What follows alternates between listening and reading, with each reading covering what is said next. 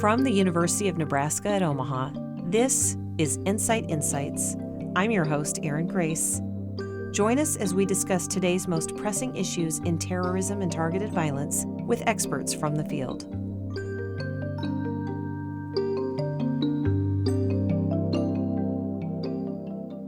We're really excited to have on the show today Dr. Steven Windisch. He's been with NCITE kind of from the beginning. He's an assistant professor in the Department of Sociology and Criminology, associate director of the Crime and Security Data Analytics Lab in the Terrorism Research Center at the University of Arkansas. I had told you, Dr. Windisch, I warned you I was going to read your bio, and I'm going to do it for our listeners. I want them to know that you earned your Ph.D. here at the University of Nebraska at Omaha, and that you rely on developmental and life course criminology and symbolic interactionist perspectives to examine the overlap between conventional criminal offending and violent extremism. I'm reading that because it's especially relevant for what we're about to discuss here. And that his interests are primarily at the individual level, and we focus on the negative consequences of physical, psychological trauma, identity formation, and interpersonal violence, and how they intersect with political extremism. So welcome to NCITE Insights, Dr. Windisch. Thank you very much for having me. I'm really excited to talk to you because I've been sending all my relatives to the Douglas County Election Commissioner's office because for the first time, they have opened up early voting here in person. Usually you could just mail in your ballot. And I had just gone there with my 18-year-old first-time voter. She was, and I just want to make sure it all went well. But I found myself thanking everybody there. I just thanked everybody there like a total cheeseball. But it really was after reading your research about what election workers have experienced in 2020 and listening to you talk about it. And so I feel like you are uniquely positioned to give voice to the concerns that our neighbors and our friends and people whose names aren't in the Klieg lights here for this election, right before the election. So if you could recap your research for us right now. Yeah, so since 2022, I've been contacting individuals, local election officials who are the bridge between those individuals that vote on election day and those individuals that are seeking office. And so typically when we think of election administrators, we think of those, congressmen and women in these high-ranking positions. But our system is so decentralized that we have to rely on people literally on the ground. And so these are poll workers, elections directors, county commissioners, city commissioners. They're doing a lot of outreach, a lot of voting, education, trying to make sure people know where they're going to vote in the polls. They're actually running the tabulation after the votes. So it's a 2-3 week process from election day where they have to go do a canvass, they have to do an audit, then they do the certification. And so all these things are really happening behind the scenes where most of us, before you get involved into elections, you may not see those kinds of things. And so what we saw in 2020 is, historically, these individuals are behind the scenes, but in 2020, they kind of took a front seat in this stage of the election interference and the role of mis and disinformation, suggesting that these individuals were destroying votes, changing votes, allowing the dead individuals to vote. I mean, there was these just outlandish conspiracies about them taking Sharpie markers and changing people's votes, having votes submitted from previous elections. And so all of these have been debunked and seen as fraudulent. But unfortunately, as a consequence of that, a lot of individuals who were concerned about election interference decided to take action to their own hands and started contacting them, which historically is protected under your First Amendment. Your right to petition the government, your right for the First Amendment, all of those things are what we would consider political activism. But these individuals took it into political extremism, and they started targeting these individuals, stalking them, following them, coming to their homes, sending them emails that were violent, intimidating, hateful. Many of these individuals received hate mail that was anti-Semitic, homophobic, xenophobic, and then a portion of my sample actually received physical death threats where they were named and specific acts of violence were levied against them. Photos were taken of them, of their family members. And so we're talking about a line of privacy that has been breached, a line of, your personal rights have been violated. And so this creates, as you can imagine, a lot of emotional, psychological trauma that they are being targeted for something that they didn't do. These claims are false, they're factually inaccurate, but unfortunately, the harms that are being subjected to them are very real. And the interviews are designed to capture that and to kind of give a voice to these individuals' experiences. Because as you said at the beginning, most of us are unaware of their involvement in the election. How did you find these folks? That's a great question. So I joke that I found them through persistence. So that's that's the actual, it took a while, honestly, to kind of get the sample started. So I use snowball sampling. And so I found somebody in the news that had publicly spoken about their experiences. I contacted them. I graciously begged and asked them to talk to me. They were very happy to do so. And then throughout that interview, I was able to then request for them to recommend other people that maybe have experienced similar types of violence. And so then I contacted that person and then kind of rinsed and repeat. So every new person that I interviewed, I asked them to refer. Also working with project partners around the country who have connections. So in Philadelphia, the Committee of 70 is a nonpartisan voting outreach organization. And so they were able to, provide several contacts. And so kind of through that triangulation of my own research and then other people offering assistance, I was able to build the sample. But, to be fair, a lot of people didn't want to talk about these things. These were experiences that they'd rather forget and not talk about. So for every one person that I got to have interviewed, there might have been 3 or 4 that said, no, thank you. Well, on that note, when you cold called or reached out to them, did you have to prove who you were, since they had been victims? Yeah, it helps to kind of explain that I'm working for NCITE, that I'm working for the university, and that this project is funded by the government and it's designed to be actionable.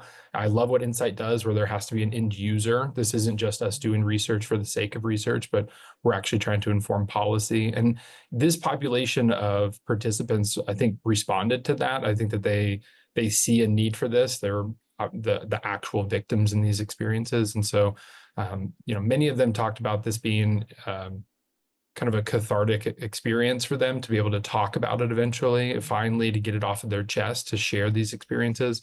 And then there's a lot of,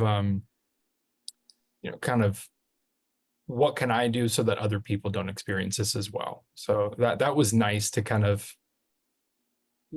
have them open up and see it as mutually beneficial. We understand about this phenomenon, and then they psychologically, emotionally can start that process of coping.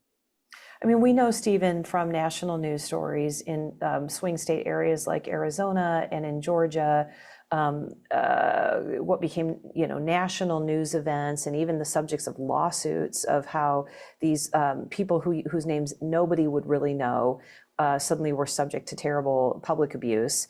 So that was in the ether. What surprised you when you talked to people? So you kind of went into this knowing it was a rough one. Yeah. What shocked you? Yeah, for me, so a couple of things. When I interviewed them in 2022, 2023, this was several years after the election had taken place. Many of them were still being targeted. It's Still after that, like it was already over? That was what I was shocked by it. They're still being harassed, and it's a comment on Facebook or it's a message on Instagram. One of the participants that I emailed said, hey, this was a local election, so you have the national election every 4, and then you local every 2, and so she was just making a comment about register to vote for the local election, and then there would be a slurry or a flurry of messages saying you should be in jail. And it would just be simple as that, just a couple of words, you should be in jail. And then that would be the post, or they get a voicemail or a text message or an email.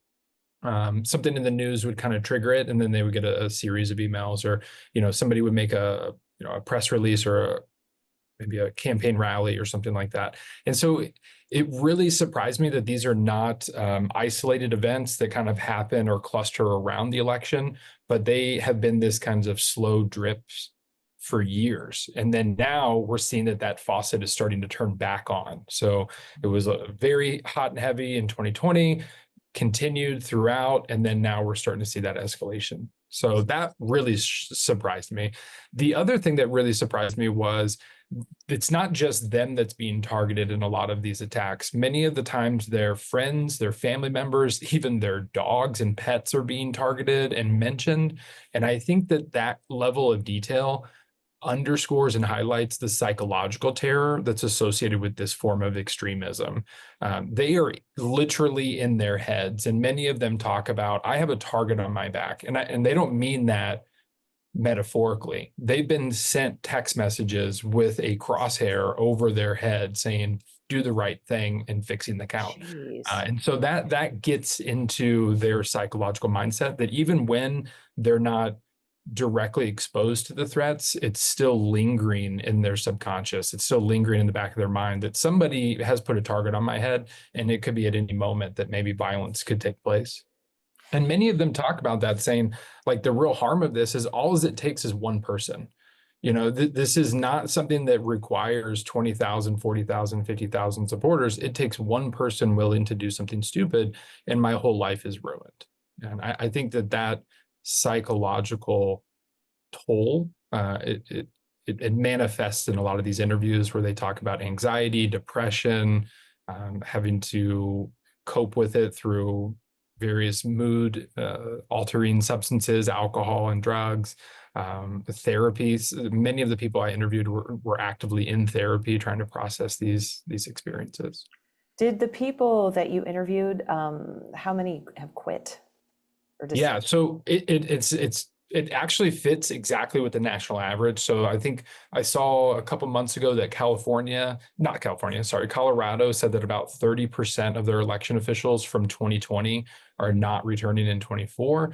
And my sample is exactly with that. About 30% of them have said, I'm going to go do something else.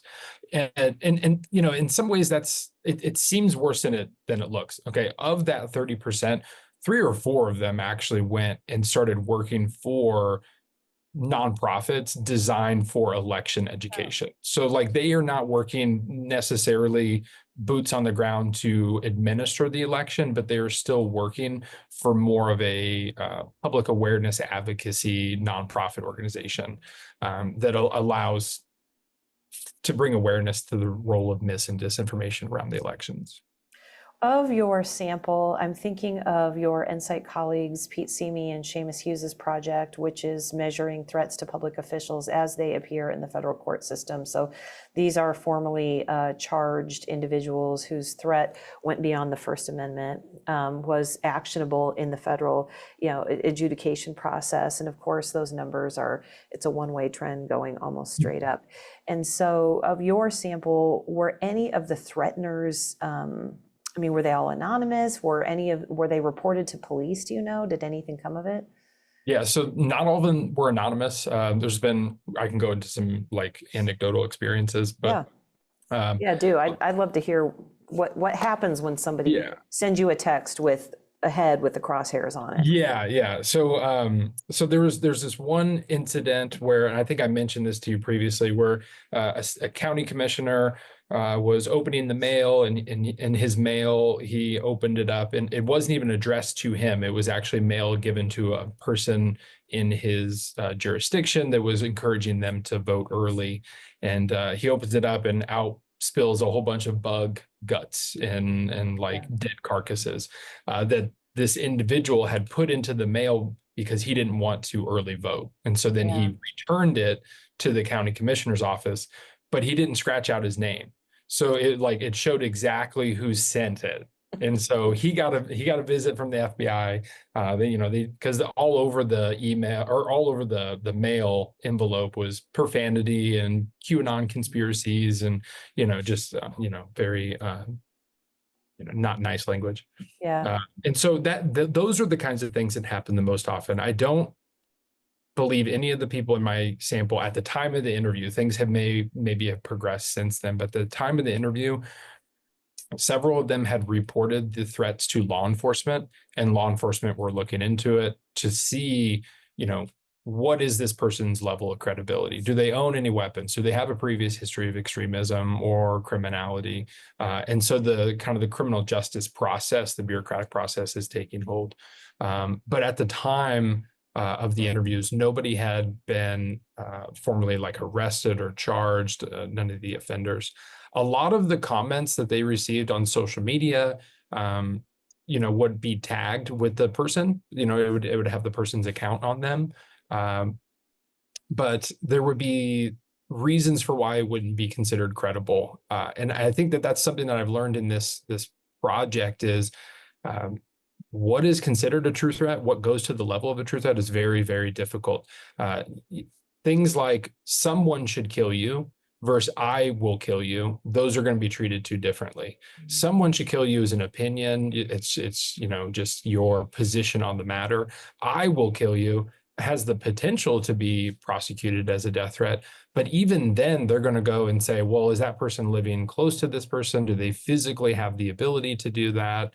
Do they own a weapon? What's their criminal history? And so there's a lot of opportunities for what looks on paper to be a true credible death threat to be kind of reduced or dismissed as one.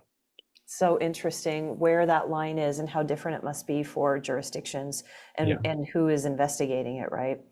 Yeah. Of your sample, you talked about a couple people who the behavior change, maybe they took a step off the front line, but they were still they believed enough in it. They definitely wanted to talk to you and have some good come of this. They want to participate in organizations to have some good come of this. But what were some other behavior changes that the folks who were threatened undertook that might be kind of shocking to our listeners here? Yeah, so a lot of them speak to kind of this damage to their sense of safety. And so a lot of effort taken to target harden their homes. So installing security cameras, installing fences, maybe buying a dog as like a kind of a guard dog. Changing up their routines daily. I still have individuals that are taking different routes to work every single day, or they've requested that their employer removes their parking sign. This spot's reserved for Steven Windisch, and have that removed. Having information stripped from social media, shutting down social media. I mean, they're really taking these proactive measures to conceal themselves and to make it harder for them to be located. Because a lot of this, as a part of this project, one of the things that we found is the nature of their job puts them at risk. Like, they have to be publicly available to do their job. They are frontline soldiers, right? They're street level bureaucrats. And so if I'm trying to figure out where to vote, and I'm trying to figure out where my precinct is or what information I need to register, and I can't get a hold of election administrator, then that defeats the purpose of their job. So by their very nature, they have to be kind of out there and exposed. Yeah. But I think what we're seeing from 2020 to now 2024 is some of them are like, well, what's too far? Do I need to have like a social media account? And on that social media account, do I need to list that my child is participating in a track meet this week? And giving away those specific details and just practicing effective cyber hygiene. So those kinds of, that would be the first one, as kind of taking these proactive measures to make themselves more difficult to locate and attack. And then some of them have even went so far as to purchase weapons, take self-defense training, and some of these things are all on their own dollar. I mean, these are not as a part of their professional requirement. And so, they've kind of said, hey, if the worst thing happens, I'm going to be prepared for it. Steven, as you know, I had a long newspaper career before I came here, and the newspaper is a place of frequent targets of folks who don't like what they read. There was an old editorial pages editor who showed me a drawer full of postcards that some crank would type up and then underline in red ink and then highlight. I mean, so kind of the methodical nature of somebody who is just borderline. And in those days, you could write that off as like a crazy person or a crank. What are you seeing with this that, is different than the cranks who normally would attack an election that's very public and, all that. Yeah, I want to focus on the offender or on the victims, and I want to focus on the process. But I think the elephant in the room is that what's different about this is some of these accusations are coming from those in the highest levels of our government. We're talking about congressmen and women, lawyers, political pundits, news stations, the former president. I mean, it's really hard to ignore a threat or an accusation that's wrong when it comes from somebody who's the highest, most powerful person in our country. It's easy to do that when you say, "Oh, this is a crazy letter. It's clearly typed, written by somebody in California. I have no idea who this person is. They're just blowing off steam." But when your name is literally referenced on Fox News or on a certain, platform, alternative news website, those things can be very difficult for participants to ignore, because then they start to think, well, wait, am I doing something wrong? Am I a part of this larger pawn, this play that I don't even know about? Like, for somebody to say these things that are factually inaccurate in that position, there must be something going on. And and of course they realize I have not done anything wrong. I've done exactly what my job asked me to do. These things are fabrications. But the intense pressure of that like the government is coming after me, or the government thinks that I'm, committing a crime, for many of them is very difficult to dismiss. Yeah. Right. It's more the weight of institutions versus the weight of, a random crank. Yeah. But yeah, it's exactly. manifesting itself in these attacks that are coming from individuals, or these threats that are coming. Isn't it interesting when you consider, like you said, all it had to do, nobody had to show up at your house. You could just get a text. You could just get a letter. It's Yeah. just the implied threat. It isn't the actual. It's the implication that causes you to do this. When in fact, what is also true is how people, through the normalization of conspiracy theories, right? It's just the implication. So all you have to have at the end of the day is a little tiny bit of doubt that this That's right. process works the way it should, or doubt that I'm going to be safe in my job. And That's that's right. all it takes on either side of that equation, isn't it? Just Yeah. to, And conspiracy are particularly difficult. I mean, if we think about what these threats are doing, they're really spoiling their identities, right? They're robbing them of a sense of credibility, that these individuals have done these jobs for, in some situations, 25 plus years, but now they're being considered liars, criminals, working for foreign governments, terrorists, extremists. Like, all of these things are chipping away at their credibility. Now they can't be a trusted news source. They get on the news and they say, "Hey, there's allegations of dead voters. This is what we did to verify that every single person who voted was not dead." And it would be something simple as like a junior senior situation. Steven Windisch Sr. voted, and then Steven Windisch Jr. voted if I had a son that I named. And the paperwork looks like it's the same person voting twice. So they go door to door and they knock on and they make sure, oh, senior voted and junior voted. Cool. We can cross that one off our list. And they've went on these news stations and they have said that this is what we did to audit it. And then they get back to their offices and they got a whole bunch of emails saying, "You're a liar, you're working for the deep state, nobody trusts you." And so they have zero credibility because of these lies. And I think the true power of these conspiracy theories is the unfalsifiable nature of them.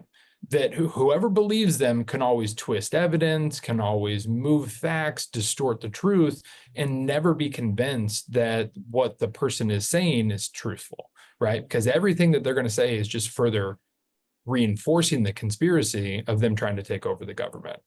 And so the disinformation, conspiracy theories, these things are a real threat to our democratic process and the integrity of these elections. Oh, definitely. And I think the government is warning us that it isn't just, our maybe misled neighbors or relatives or friends who are buying into them, but there are active efforts by foreign governments to, Yes. sow chaos. There was a depressing story. You're like, what story isn't depressing these days? But there was the Wall Street Journal had talked about, did a big story recently on Maricopa County in Arizona and the steps that they were taking to physically secure that space.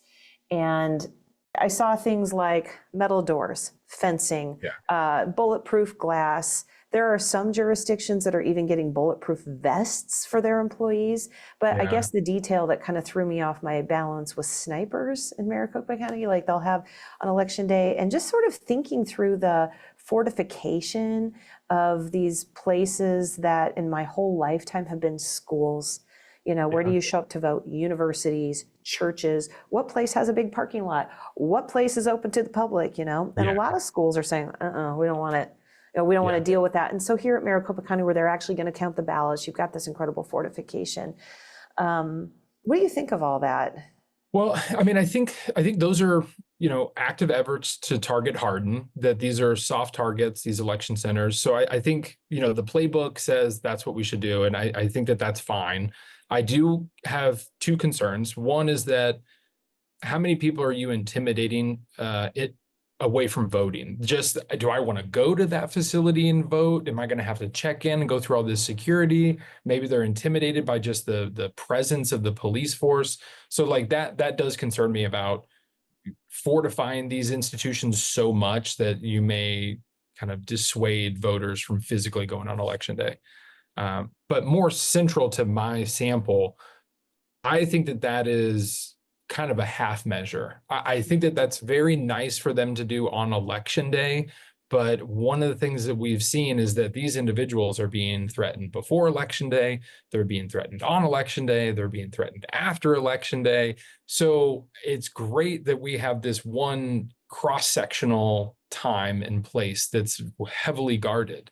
But what are we doing to protect these individuals the other days of the week and the months and the, in actuality, the years of it? So I think that these are necessary steps, but I don't know if it's necessarily the only step that should be taken or if it's going to be the end all be all. I think that there are additional precautions that these individuals need to be afforded. And I think that there's additional kind of roundtables and conversations that need to be had about how we can protect and secure the elections moving forward. Thank you. Gosh, I have so much I want to ask you about, and we're kind of hitting time a little bit. Tell us what you're working on next, what you're looking at with November 5th right around the corner, and any other final thoughts we didn't get to. Yeah. So we're still doing the interviews and doing additional follow-ups to see the kind of differences between 2020 and 2024. And the bigger kind of goal of this project is to measure that transition and kind of be able to provide early warning indicators to these individuals. And so we see this as kind of an event chain where an initiating event happens, maybe something shows up in the news, something is commented, a specific person is named. That name then goes through this cycle of participatory disinformation. It gets picked up by the news stations. It gets distorted by, deep, dark websites, et cetera, and then the attack happens. And so we want to know more of those details between the initial initiating event and the distortion of that. The goal would be to kind of come up with a tornado warning, hurricane warning kind of threat detection system, and where we could have a list of individuals, and then when their names start coming up associated with these attacks or associated with these threats, or maybe they're being given attention online, then we can alert the authorities and say, hey, Steven Windisch is being talked about, and guess what? His home address is also being searched at a higher rate than what should be. So we should mobilize law enforcement to these protections.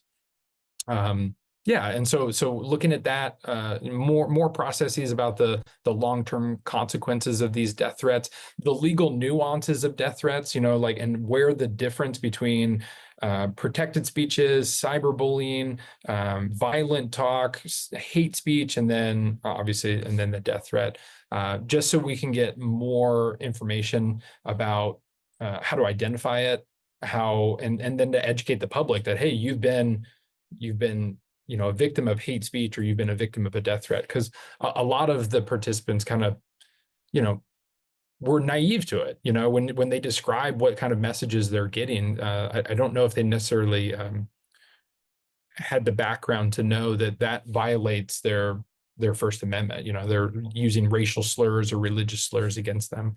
And so some of this is going to go towards education as well.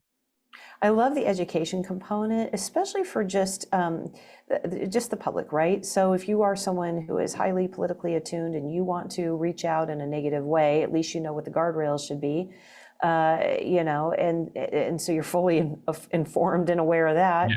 But also for the flip side, I was thinking about a recent conversation I just had with an old colleague of mine, still works in political news here in Nebraska, and he just, I asked him how it was going, and he's like, oh, you get the death threats. And I was like it just comes with the day, huh?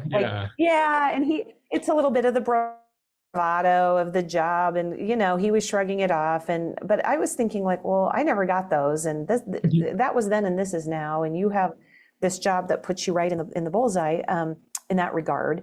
And so what can we do to shore up, because I don't want to leave his job. He's great at it. I don't want anybody to leave their jobs in public service because they're afraid. You don't want that to be a motivating factor for anybody. And so how do we inoculate? And I don't know, Steven, at the end of the day, I love the tornado warning idea, just to kind of put people a little bit on alert that things there, what you're picking up on your radar there, that's good. But it's what else could we do as a society to blunt the effect of this, A lot of the participants that I interviewed, and I've mentioned this before, they're very resilient. They very much they love their job. They sense this as a calling. They want to answer your questions. They want to have these conversations. For instance, I went into this whole conversation about us having the popular vote versus using the electoral college, and the election official was like, I love those conversations. I love educating individuals why we run on this system. Come to the town halls, come to my office. Let's have a dialogue. Let's have a conversation. Don't be violent. Don't be insulting. Don't be disrespectful. But they love to talk about politics. They love to talk about the election. They love to talk about democracy and how to protect it. And I think that we don't have to always go to our first impulse, which is, let's just get angry, or let's just start a debate, or let's be confrontational. I think if any of the individuals out there are upset, confused, they don't know what's going on, reach out to your local election official and let them do their job. Let them talk to you. Let them educate you. Let them give you resources. You don't have to be so quick to resort to violence and believe the things that you're hearing online. They want to have this open dialogue between themselves and those individuals that are voting. And so give them a chance, let them do what they're trained to do. I love that idea, Steven, honestly. And, so many of us vote by mail anymore, but there was something for me psychologically about physically crossing the threshold, standing in a long line like you would at the DMV with my fellow citizens from Omaha. Yeah. And I felt a true love. I don't know how they're going to vote. We could cancel each other out. But this idea that we were all together trying to do this thing for our society, based on whatever belief we had, but we were all standing in the same line. We were all filling out the same paper. Yeah. And we were all counting on those people behind the glass to do their jobs. And it felt good to me, and it kind of felt like it blunted what I've been reading. Okay, I think we're okay, Yeah. I have faith in this system. I have faith in these strangers, I hope. Yeah. So thank you for your work. I think it's so fascinating, and I'm so grateful to you for giving voice to people who at the end of the day are our neighbors. That's right. They're people in our community. We absolutely need them in those jobs, especially in the next couple of weeks here. So. Yeah, and like you said, for anybody who's listening to this, if they're going to see it before they go vote, please make sure to thank your local election officials. They really talked about that making a big difference and kind of being a sense of re-energizing them.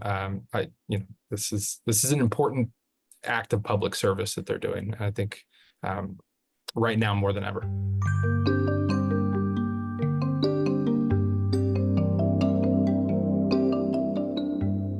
This series is produced by Ben Badafarano, Erin Grace, Scott Jordan, and Blake Ersch.